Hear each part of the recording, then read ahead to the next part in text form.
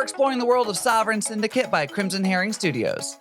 This Victorian steampunk RPG drops us into a desperate city full of murder and mystery. But is this the new Disco Elysium, or is it just a dud with a steampunk shine? Let's find out here on the First 30 podcast.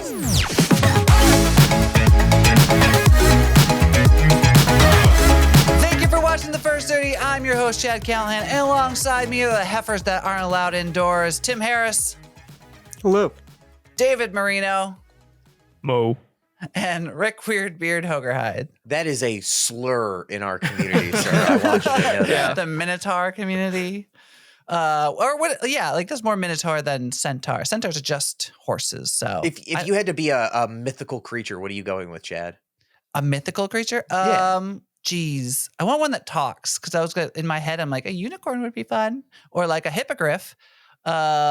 I don't know. I think a mermaid, probably. Merman. I guess. You just hit the whole gamut of not just one specific one. You're just like, yeah, you know what? Anyone. Just make me a mythical. I want to be like more like mystical creaturey. Sphinx is the answer. Yeah. I'm going to be the riddle master. Oh, I didn't think about the riddle part of a sphinx. Yeah, that's good. That's a good point. All right. Okay. Anyways, sorry. Getting off on the wrong track here because I just love the mythical side of things. And there's so many different versions of it. Like I could go Greek. Am I stuck in the Greek realm? Am I stuck in like the more like Roman? Not Roman. What's the like Odin? What am I thinking of? Norse. Thank you. I couldn't think of the word. Like it could go in all those realms, or even Egyptian, like Tim with the Sphinx over here. Yeah. Although the Sphinx apparently is tinier than we all realize. Yeah, it's really not that big. You kind of like they blew it up to make it seem like all intimidating. I think they take a picture from like a low angle with the pyramids in the background. I can tell you, it's the same people that are managing Tom Cruise because you think Tom Cruise is like a large man. He's not. He's like 5'5", man. He's not that big. Hey, I mean, you just get the right angle. That's all that matters. It doesn't matter about the height. It's still impressive. Yeah, you get those Hollywood lifts, the big Frankenstein shoes. Yeah, 100%. Like, that's all that really matters. Anyways, we're not here to talk about Frankenstein shoes on Tom Cruise. We're here to talk about video games. And last year, 2023, was a year for games, I will say. There was like some good games. There's some bad games. There was a lot of just in between that you've probably seen on this show, to be fair. But I wanted to tier list some of these games, all right, and get through like I'm not going to pick like the fan favorites, but like we're going to go through what we think these games deserve. And let's just keep it to the idea that like compared to other games in 2023, you know, we're not going to compare these to like the greatest of all time games, just the best of 2023 or the worst of 2023. All right, so that's where we're going. So I'm going to list off a bunch of games here and I'll just pick someone to start us off and then we'll argue from there. Deal. The first game, all right, the first game on the tier list that I want us to do is Legend of Zelda: Tears of the Kingdom. I'll start here. Yes. It's a B. And it's a B. Yeah, it's a good game. It's pretty serviceable. Had you just like if I was playing, not Tears of the Kingdom, but if I was playing Breath of the Wild, and you like came up with chloroform and I wake up and they go, oh, the DLC came out, and I was like, oh, rip it, let's go. And I was playing through, totally would be absolutely pleased. The fact that you made me wait and that there's still like, I don't know, Nintendo went through so much just to reboot the Banjo-Kazooie nuts and bolts that I just don't know. Yeah. It was good. It's good. There's too much high class competition, and it should have never been nominated for Game of the Year. That's where I rest. That's true. That's fair. I'm 100% in agreement with everything that was said. It's overhyped. It is serviceable and decent, but it's not great. Okay. David, I mean, I don't know if you played it. Do you have any thoughts on it? I did not play it. Nah. I'm kind of right there with you because I haven't played them, but I've seen enough gameplay of it to know that it doesn't seem that much different than the previous one. So Breath of the Wild's great. I think Tears of the Kingdom is also great, but it's again, I'm not like It's I just don't it's know. nothing new. It's not Yeah. like they're adding to it. You know, It's what I mean? strange too, because at least from everything I've seen of it, the whole like nuts and bolts Gary's mod, make whatever you want aspect seems completely superfluous. Like it's in there, cool, but the game does not need it to be there. Yeah. All right. Well, so it sounds to me like this is a solid middling B. And I think that's a good area to put it. Next game, Starfield. Tim, where are you ranking this? I'm putting that one straight in the trash can. I don't know what our trash tier is, but no, it's not we're only good. going S through C and then trash. Everything below C is trash. I'm Yeah. 100% with you. It I is, don't know if anyone wants to disagree. No, I don't think anyone disagrees with that. It is literally just copy and paste Bethesda game that is less good than like every other Bethesda game out there. I think it's like it's interesting because there's absolutely under the surface you could tell what they were trying to do. Like I've read a lot about how they had planned to have it so that exploring planets you had to have gas and you could get stranded on planets, and there was like all these crazy systems that were supposed to be in there, but the product that was delivered was a big wet fart. I think it just it was, I don't think they're saving it. Like, you know how there's so many games that like that did okay, it didn't do great at launch and then they saved it later. I don't feel like this is ever going to get there. That's the problem, is because like they ripped out, as like a principle of their core design, they ripped out why people play Bethesda games. Yeah. It's like they drop you in somewhere, little tutorial at the beginning, whatever. They drop you somewhere and then you just go. You go and find stuff. You stumble across things. And in this one, you can't do that. You have to get a mission. You have to specifically pick to go somewhere, which probably doesn't have anything worthwhile to find, every maybe once in a while. But it's not like you can just, set your spaceship to go and, oh, look, I came across this little asteroid with some, stranded guy on it. That's cool. Oh, this is a bigger quest. And then it leads you on to other things. Like they do not have any of that kind of thing. Yeah, I don't know. Like I think the real thing is that people are still putting Skyrim on toasters and refrigerators and LG washing machines and anything that they can, like Doom, right? This is a Bethesda game that released under 6 months ago. And I think the numbers on Twitch are probably like in the hundreds, if that. Yeah. And that just kind of I'd be shocked if they even like made 3 digits. Yeah. I have to apologize to Chad specifically for this game because I'm pretty sure I said I'd continue this when we covered it.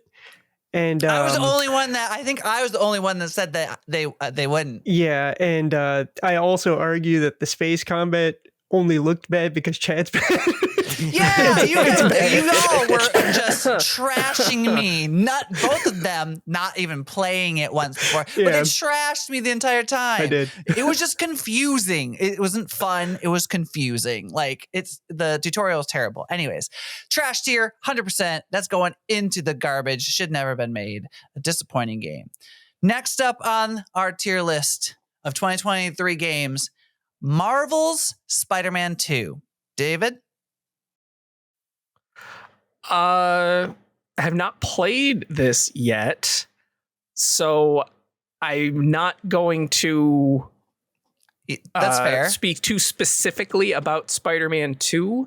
But from what I've seen, it looks like I played the original one, so that was fantastic. Everything in this looks like they kind of just took that and ran with it, like improved what needs to be improved. Very opened Batman it up a little Arkham, bit. With like the improvements.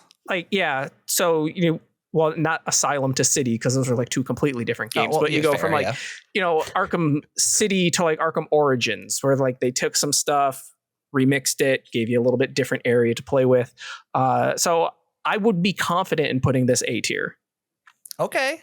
Any disagreements from the Peanut Gallery? No, Gallery? I think Peanut Gallery. I think it's fine. Like Spider-Man 2 was dope. I think it's very cool, but the Spider-Man game felt like what how a lot of people felt, I think, for decent Assassin's Creed games, where big open maps, the first like hour and a half of the game is peak, right? Like you Yeah. get thrown in huge missions, you're flung through the buildings. Like the clip that was going around on Twitter where people are like, this is the game that didn't win, game of the year. And it's like, of course, this is the scene where they sell the game essentially to you. Yeah. I think it does a lot of stuff well. But S tier, I am very protective of, and I just don't think it got there. And it's okay to be a good game. Not every game needs to be genre defining. It could be a top right? A. It could be a top A game, I think nothing that's where it wrong with that. belongs. Yeah,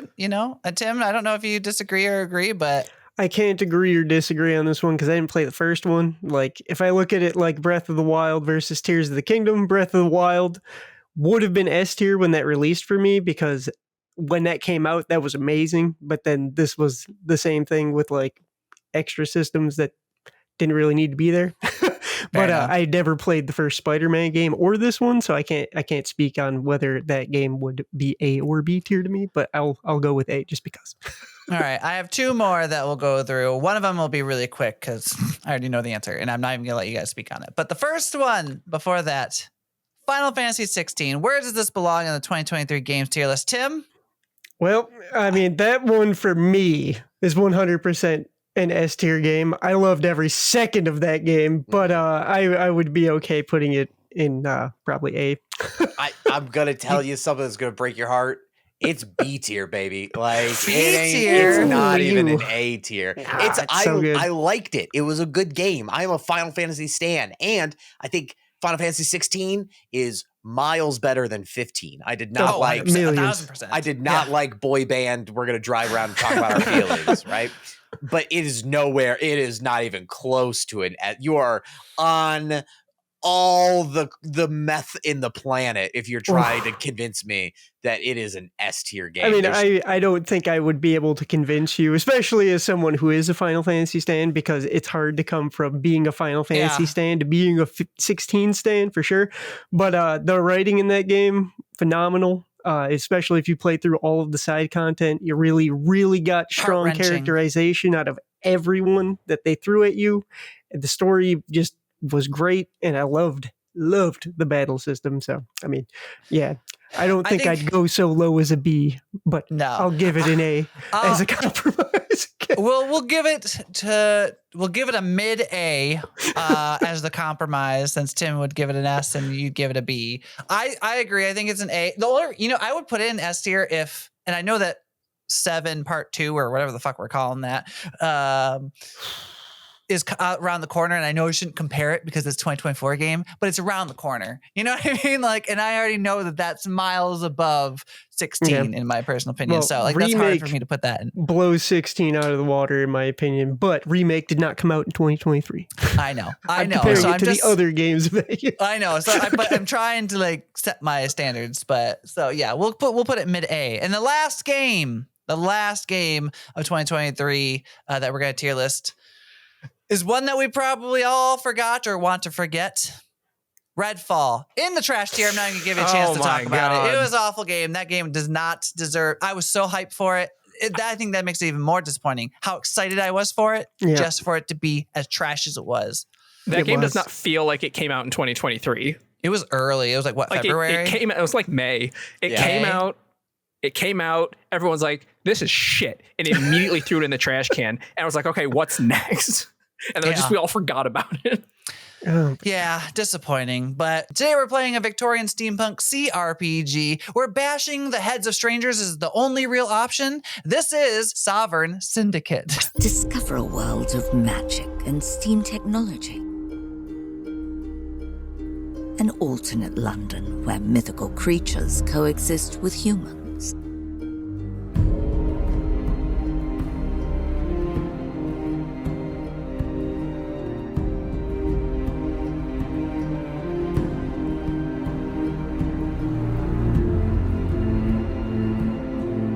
Explore the city's East End and get to know its inhabitants.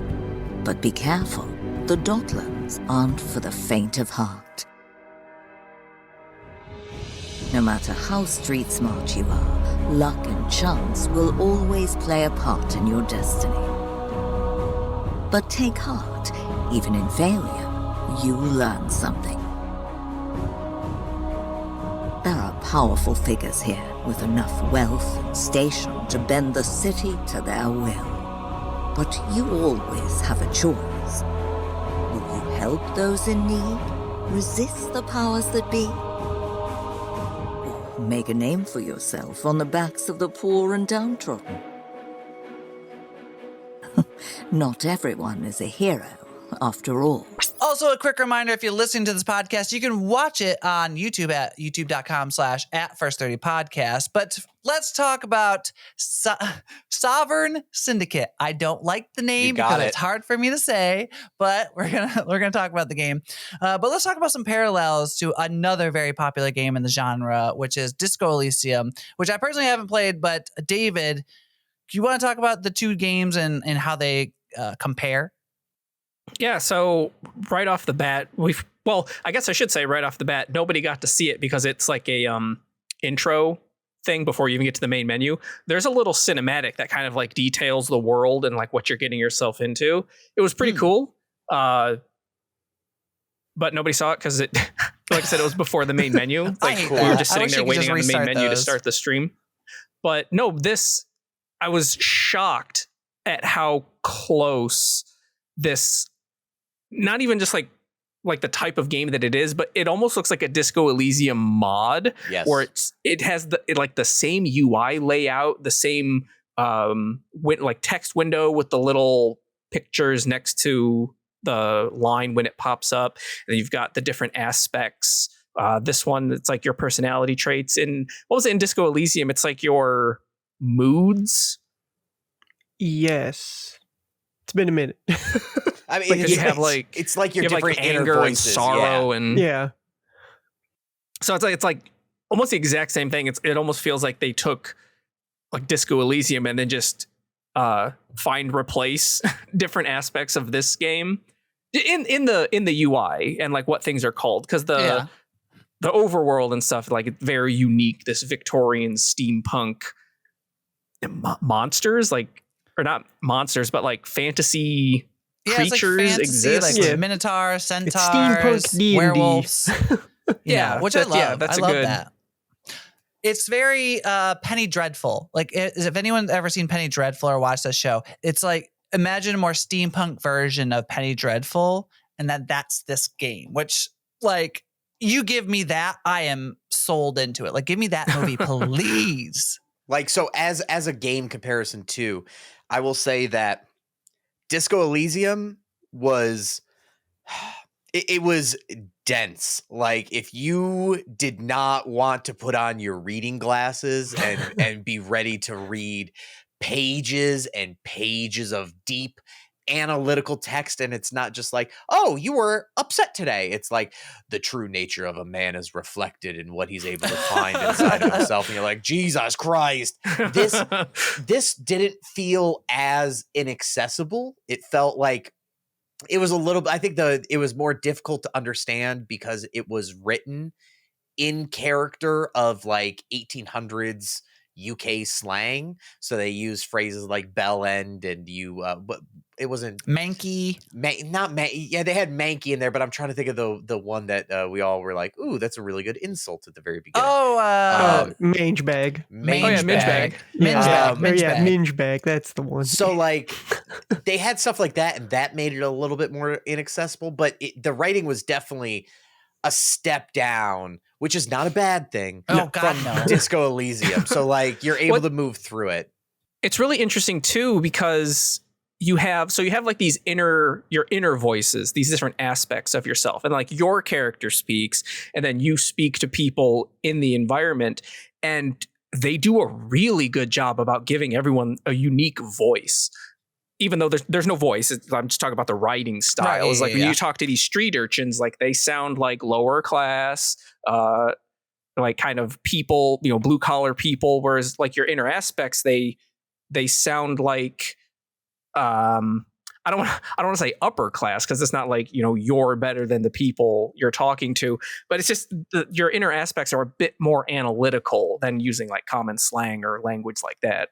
Yeah, it's kind of like how and to be fair, I understand that there's people think differently, so don't come at me, for you verbal mental people.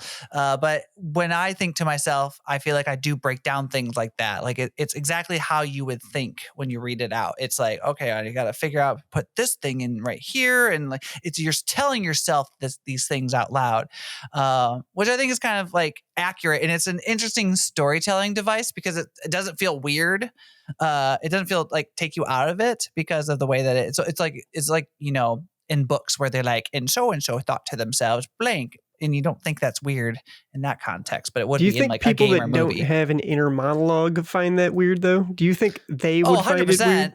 I think if they there's all of these different characters would be popping up, and it's like, oh, my animal instinct said this. What the fuck do you mean said this? Yeah, like it just showed me rage and violence. That's what it should be. But I don't know. I actually have no idea how non-inner monologue people think, and I can't comprehend. So the way that the like decisions are made, you're given options, obviously, and like since it's an RPG, you can grow your animal instinct, which is like your strength or your mind or whatever, or your wit was like your mind skill and stuff. But the way that you would do dice checks in something like a Baldur's Gate, right? You attempt to do it. It's like, hey, you got to make at least a 12 roll because your skill adds up to this, right? In this game, it was pulling cards to be able to, hey, you need to pull at least a 7 of whatever wands to be able to make it happen.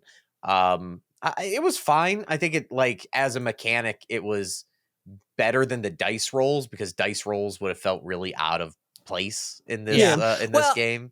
I don't know if I clocked this, but David, you can tell me if this is accurate. Did it matter which ones it was? So like certain things required a wand and certain things required a cups. And it did did that, it like, automatically, but okay. the different choices were each suit, I guess you would call them, of the Arcana. So whenever we were doing animal instinct choices, it would always be whatever the red swords. Yeah, it was always swords cards. So like, are you more likely to get something like a higher chance in swords than you would in a wands, thing, or is that not matter? I'm not, because I don't know how the behind the scenes works with the deck. So when you draw a card, like, is that card on cooldown? Does it go immediately back in for the next pick? I don't know. It's also based on your level, because if you have a 19, you're rolling against that 19 or pulling against that 19. So in general, you only have to meet a specific amount. So the only time you can lose on a 17 when you have a 19 is if you pull two the or fool. less. Yeah. Oh, I see. Also, I will say this is not how I thought they were going to use the cards. Like when I read on the store page that this was, instead of doing dice checks, they were going to pull tarot cards. I thought what was going to happen is you get an event pops up, and then you get to pull, say, 2 or 3 cards, and those give you your choices. So like if you pulled, if you pulled death, or if you pulled the fool, or if you pulled something else, then it would give you, like, the fool card means you can choose this, the death card means you can choose this, or the other one means you can choose this, and those would be your options. The way they have it set up, it's just effectively a dice roll. Like it's almost just a cosmetic swap. Yeah, it really is. And I think that's like what Rick said. It's like, it just makes more sense from a visual standpoint to have like the tarot deck. But like the one thing that was kind of cool was how they're using the I can't remember what they call them in tarot, but like the non-main arcana, like with like the Empress and the Sun and the Moon and stuff like that. Like they're using those as more of like skills. Is that what it was? Like, or enhancements, or how did that work? It's a voice. It's like we started with, in our playthrough, the Chariot, and the Chariot was supposed to be like that was the animal instinct that we kept getting. Oh yeah. Right. And then towards the end, we got Wheel of Fortune, and that allowed to have inner like reflection or whatever like that.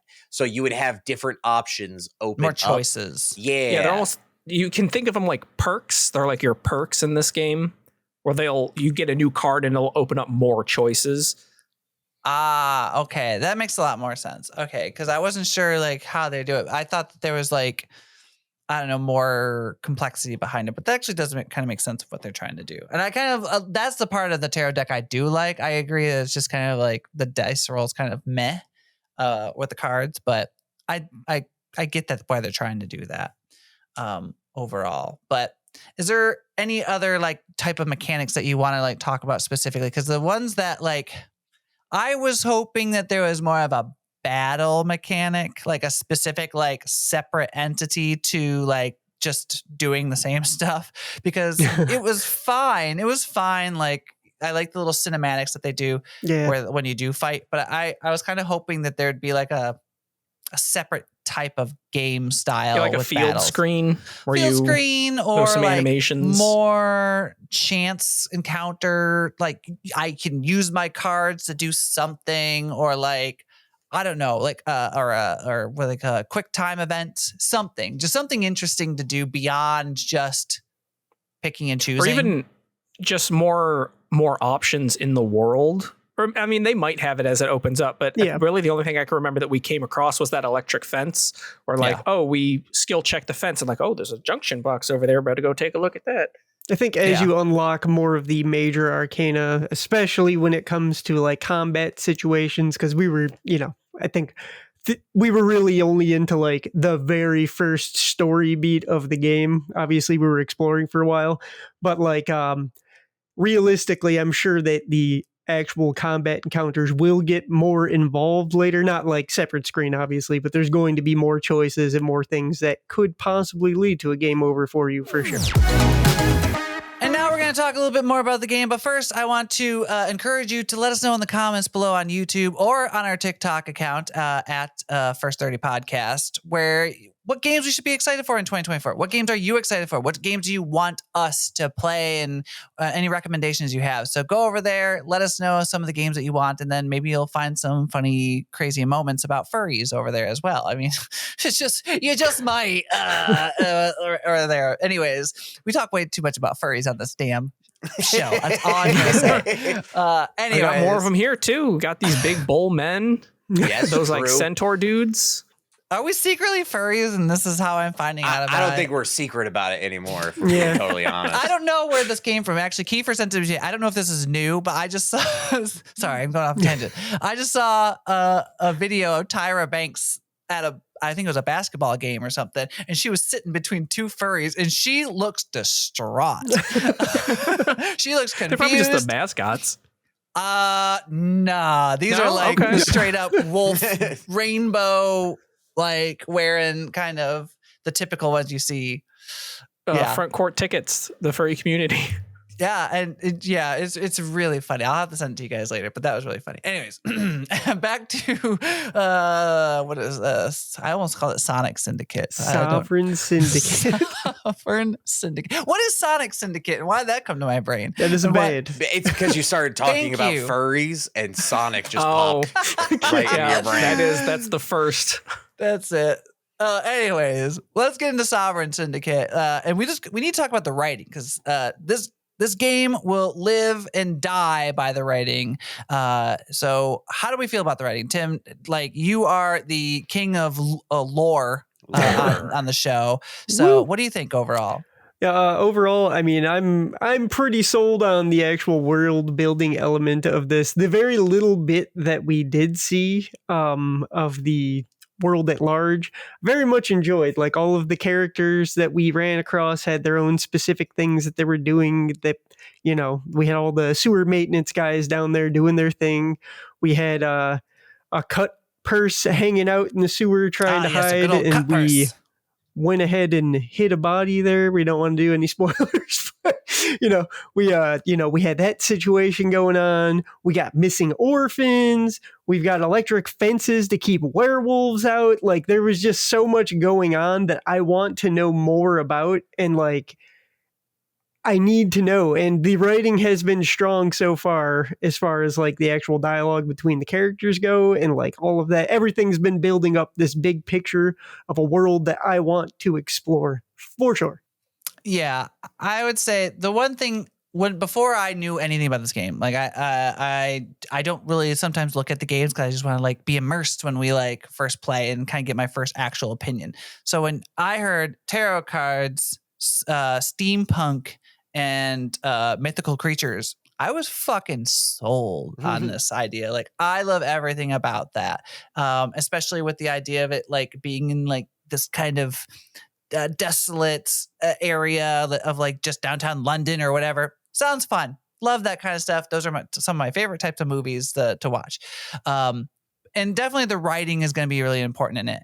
I think the one thing that caught me off guard is I was hoping that there'd be more characters to choose from at the like very beginning. And I know that there's multiple. There's like 3, I think, when I looked this up. There's 3 different characters you can play through.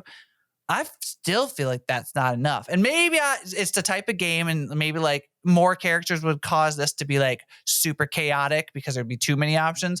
I just feel like I really want to see a ton of different monsters. Come on now. There's some things that I would really like to see on this. There's going to be a lot in like, you know, I think the reason you got to keep the amount of characters limited is what Rick was talking about earlier. If there is multiple endings, if you have 75 characters that all can have, you know, 23 different endings, that's going to get very complicated for people that like to play the whole game. I guess. But like, I don't know. There might be ways that you could kind of mix it up and still make it interesting. And I don't know. I just feel like it could have more characters. Yeah, you know me. I like customization. Yeah, it felt though like the customization is in the playthrough of the game, right? Like in the sense that you are going to, because again, a lot of these choices that you make, you can pull the card, and if you fail it, you never get it like locks off an entire branch of a story that you'll never experience. So games like this rely less on character customization and about like, what is your playthrough like? Are you able to go and you know, roll high and make this one thing happen? I think that the writing is fine. Like, I don't know. Games like this, I feel you can't really judge that until 30 hours in. And it's a lot of time to determine whether or not the writing's good or not. That's what sucks about it. It's literally, you have to know and be willing to commit that 20, 30 hours because you won't if you're 30 hours in and still reading the dialogue, that's when I think it's like, oh, this is good. Yeah. But you're not going to get there. And again, especially because there was so much that we read here tonight. I remember during the playthrough, did you say that you wanted it to be voiced, Chad? Oh, David did. Oh. Or at least having some sounds. Not because I understand the Herculean task it would be to like voice act this game. No. But just like something, you know, you don't need like the mumble thing going the whole time. Just every time a dialogue thing pops up, just like an emotive like, It did feel lacking on sound. And I know it might have been a little bit like, because I had it down a little bit low, but like even still, like, I don't remember the music at all. I don't remember a lot of sound effects. Like nothing came to my brain as like, I think if there's one thing on the world building that kind of fell flat, it was that. There was nothing that just felt like I was there soundscape wise. It was very visual. I think that's why the writing has to be like an A++, because if there's not all the other little stuff that like sucks you into the world and stuff like that, you're going to be it's just text. It becomes like a visual novel type thing. Do these developers have it? You want to hear something I'll say about this? Say it. I think this would have been much more interesting, like, because it's like a point and click with a mouse, right? This would have been more interesting as a mobile game. Honestly, absolutely not. I'm not going to read that tiny ass text on my phone. I have a giant ass phone, so and I then can read have it. a tiny box to make my decisions in. I think you could have because done everything this way. Like, what is it? Not landscape, portrait. Yeah, do it portrait wise, and then you have just adjust it. Like, it would have been much more interesting to do it that way. I could see that argument kind of, but you would have to rework essentially the way that's presented to you so that it was just like character portraits over a background. Like you wouldn't want to have all of this rendered action going on where you can like move around the city and everything. It would just be like, okay, you make some dialogue choices and then like the game just moves you to the next location. You don't need to explore anything. I could totally click any thing with my finger of like where I need to go. Chad's like, 100%. if my grandma had wheels, like, she'd that would be a be bike. bad on a mobile phone. I don't think so. I think I've played tons of games that are similar to that. Maybe not like to what like with the whole reading text of it all, but like moving my character on a screen. That is 100% easy. I don't think that'd be that difficult. But that's just my point. I do not think this game would work on a phone. Like I just don't. It just feels like click the game to me, which is all this is. Is that your gripe? Is that your grievance that you want to air out that it's not a mobile game? No, I wouldn't. I'm not gonna die on that hill. I'm just saying, like, it easily could just have been a mobile game to me. It was like I'm comparing it to mobile games. Is really where I'm going with this. Like, it doesn't feel like when I sit down at my computer and I play a game, I want something that is typically a little bit more involved. Like, at least I'm using some dexterity, you or want like to press WASD. I want to play WASD and click, or like a couple buttons. I don't need a million buttons. Because that's my other, I always gripe about a million buttons. You know me. Too many controls. Too many controls is. I'm not asking for that, but I'm like, I want something to do. I don't want to just click, click, click, and that's all that felt like this. And I don't. It just seems boring to me. I mean, you're not wrong. That's what these games are. But the idea behind these games is exploration and story. It's not about action packed. Click really fast to shoot things. It's about slowly exploring. I could go on my phone and go to my Kindle, right? And I could find a book that I really like and do the same thing. Yeah, but this is a game. I guess I'm getting choices. Fine. But at the same time, it's like, I rather it just be a book. You know what I mean? Like, fuck, this is all I'm saying. It's just like, I don't know. It doesn't feel exciting to me to do it this way. Like, if I'm playing a game, I need something to keep it going.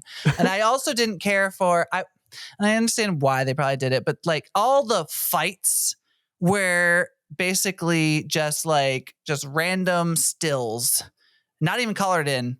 Stills. It's not random stills. It's comic panels. A comic panel of stills. Why couldn't I have seen them beat the fuck out of some guy? Like, I want to see something cool. Like, make it violence. Cool. Give me maybe push in and do some type of actual render. I don't know. I just want more. Let me save Chad from himself. I'll give a grievance as well. I fucking go for it. So like notoriously in Disco Elysium, right? In the first 5 minutes, there's a ceiling fan that's like spinning. And if you investigate it, it'll kill you. Like it just does. And you're just like, what the fuck just happened? Why am I dead?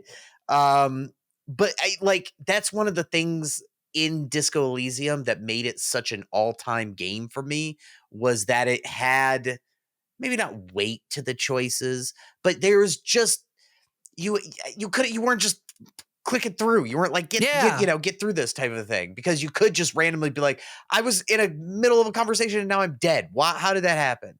It felt like for at least the portion that we played, that like we played a murder hobo, which is totally cool. Fun, super fun. That was the only thing that made it fun for me. Not judgment, but the man was never in danger. It felt like you could always choose the try to kill this thing, and it'd be like, yeah, you fucking kill that thing. We did lose something. We got shocked, and it was like, you lost 10 hope.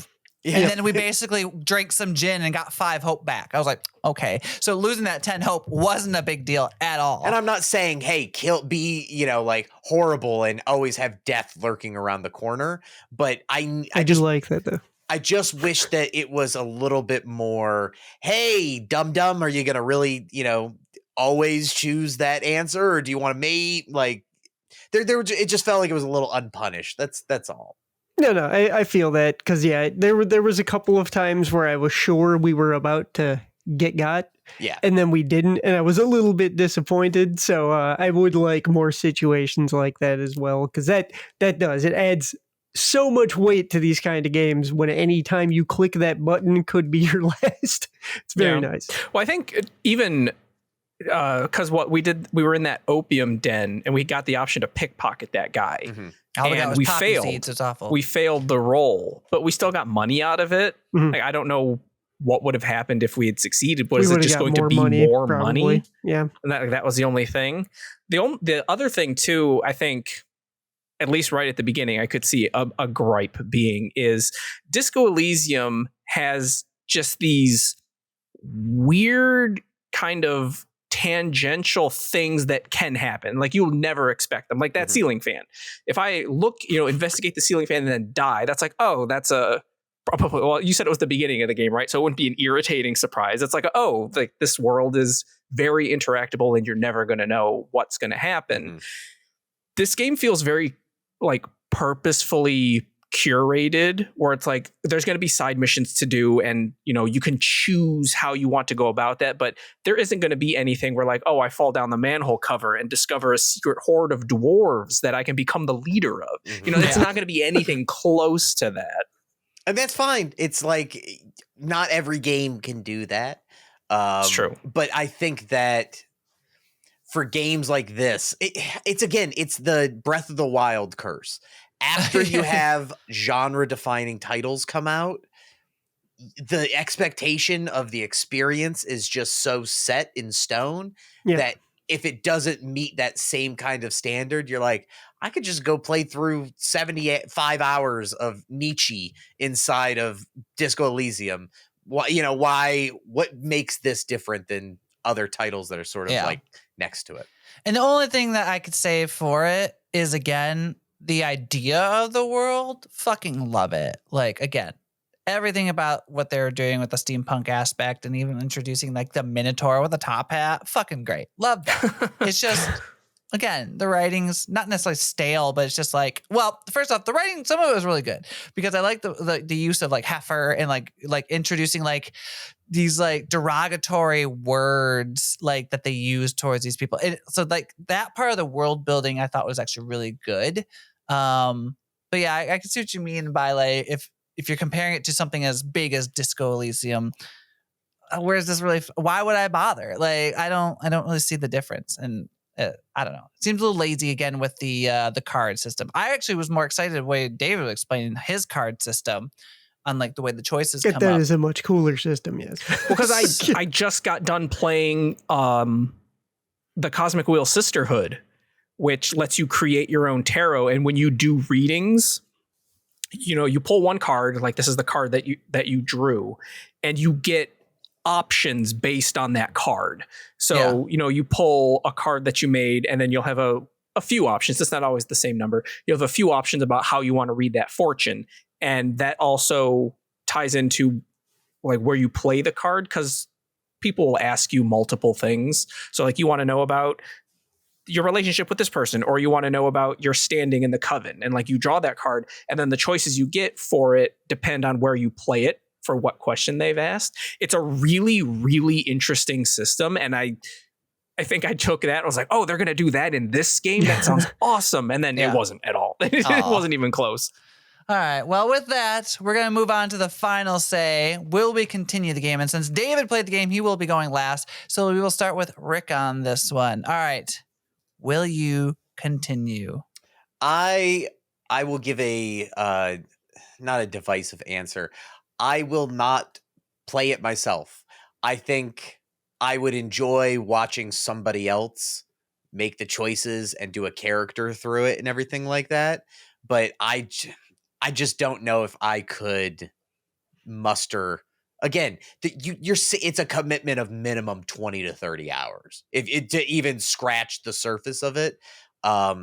It has threads in there that I think are interesting. I think the world is probably a bit more approachable, like I said, than Disco Elysium, but it's just, I don't know.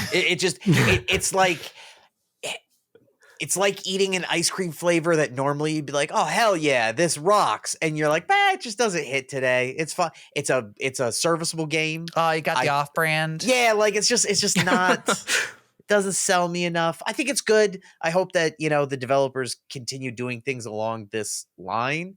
But after having like the best mint chocolate chip in my life in Disco Elysium. It's and then you got mint choco chip. Yeah, like it's close, but it's just I'd rather have the really, really good one, you know. I feel you. All right, Tim, would you continue? What's the price point on this game? $20. Yes.